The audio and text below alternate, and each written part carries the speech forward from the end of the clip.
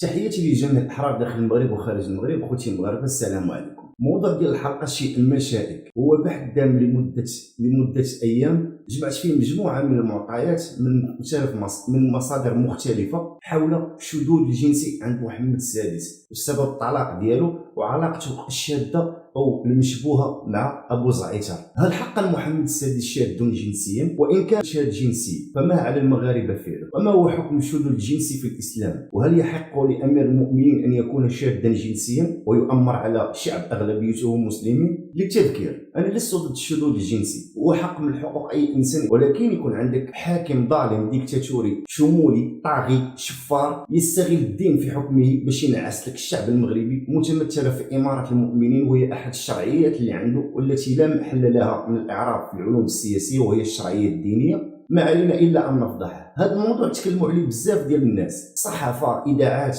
حتى بعض الأحرار داروا فيديوهات سنوات هذه، ولكن غالبية الشعب باقي ما بغاش يستوعب هذه الحقيقة هذه. اليوم جمعت لكم خلاصة ديال البحث هذا في بضعة دقائق باش توصل المعلومة بكل مصداقية. خليكم ما نطولش عليكم، نخليكم تشوفوا الفيديو، انتبه، بارطاجيو، تيليشارجيو الفيديو، حاولوا توصلوا المعلومة. تحياتي لكم. هل حقا محمد السادس مثلي جنسيا؟ ماذا لو كان محمد السادس مثليا؟ عنوان مقال بالجريدة الإلكترونية أكتشي الفرنسية للمثليين، وكذلك مجموعة من الصحف الإيطالية تكلموا على هذا الموضوع، من بينها تشيفيكو نيوز، مجلة إلكترونية في مدينة تورينو، زائد الكثير من الصحف والمجلات في عديد من الدول الأوروبية، وكذلك قنوات تلفزية كالقناة الهولندية نوس جورنال التي أكدت الخبر الذي جاء في دجاي كرانت، وما أكده كذلك المحقق الصحفي الإسباني فيران ساليس في كتابه الأمير الذي لا يريد أن يكون ملكا، وهو صحفي منذ 1966، وكان صحفي بجريدة البايس الإسبانية لأكثر من 25 سنة، وكما اشتغل مراسل صحفي في المغرب وشمال إفريقيا وكذلك الشرق الأوسط. وكتاب الأمير الذي لا يريد أن يكون ملكا فيه مجموعة من الحقائق الصادمة التي لا يعرفها الشعب المغربي والتي ظلت أسرارا وراء أسوار القصر الهلاكي. محمد السادس الأمير المثلي الذي أصبح ملكا، وبحكم أنه كان مراسلا في المغرب لعدة سنوات يقدم في الكتاب سيرة شخصية لمحمد السادس، والذي أكد ميوله الجنسي والذي كان معروفا به أثناء دراسته في بروكسل بلجيكا، وكان يتردد باستمرار على مجموعة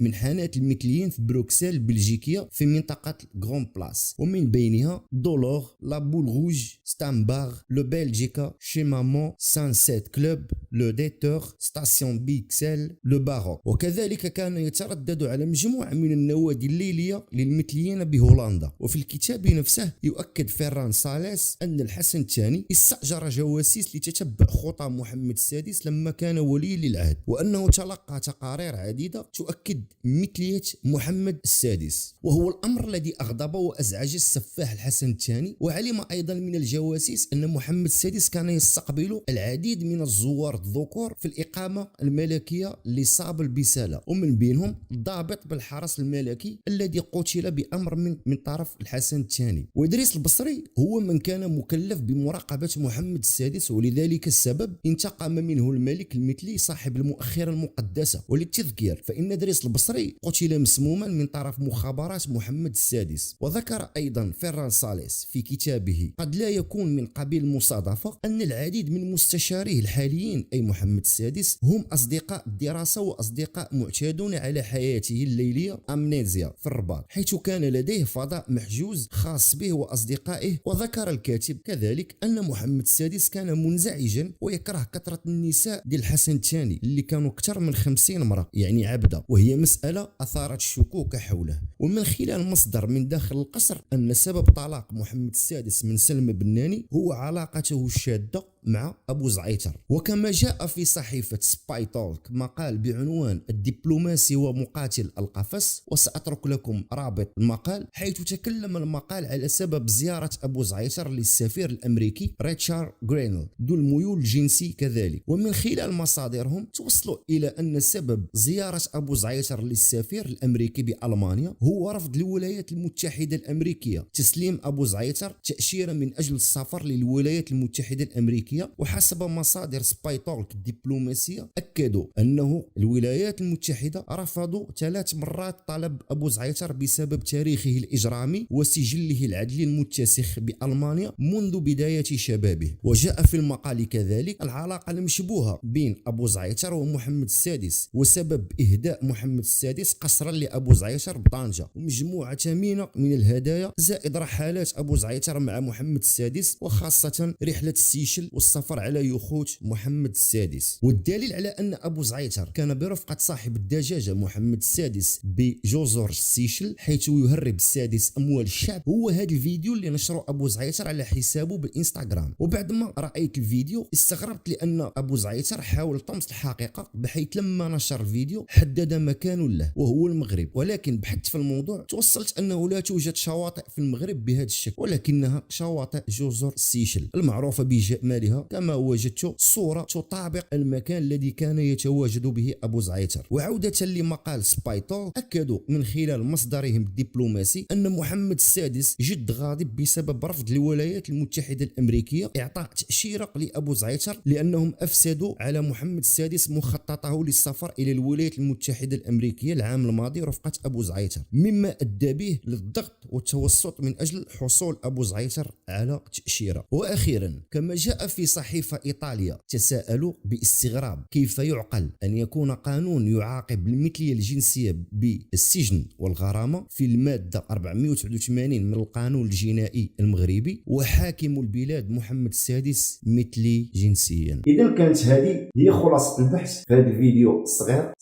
مطيور ما عنديش ما نزيد إلى موضوع آخر. السلام عليكم.